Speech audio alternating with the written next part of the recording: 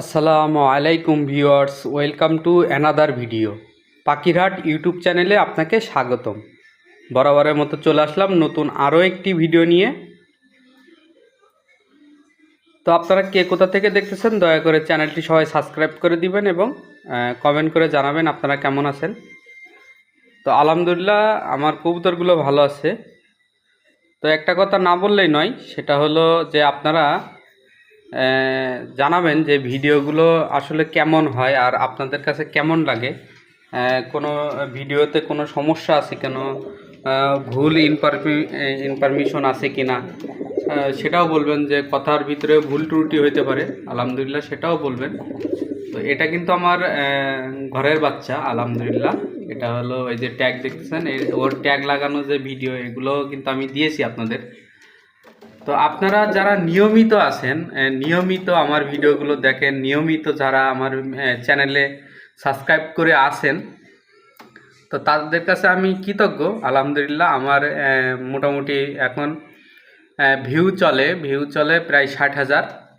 তো আলহামদুলিল্লাহ সবই আপনাদের দোয়া এবং আল্লাহর রহমত। তো কবুতরগুলো মাশাআল্লাহ খুবই ভালো আছে, আলহামদুলিল্লাহ। তো আমি এখন কিছু কথা আপনাদের কাছে শেয়ার করব। কথা হলো আমি কিমরির কোর্স করাবো ওদের এখন। কয়েকদিন পরেই কিমরির কোর্স করাবো। তো কিমরির কোর্স করানোর আগে এবং করানোর পরে আপনারা দুই ধরনের ভিটামিন আপনাদের খাইতে দিতে হবে। সেটা হলো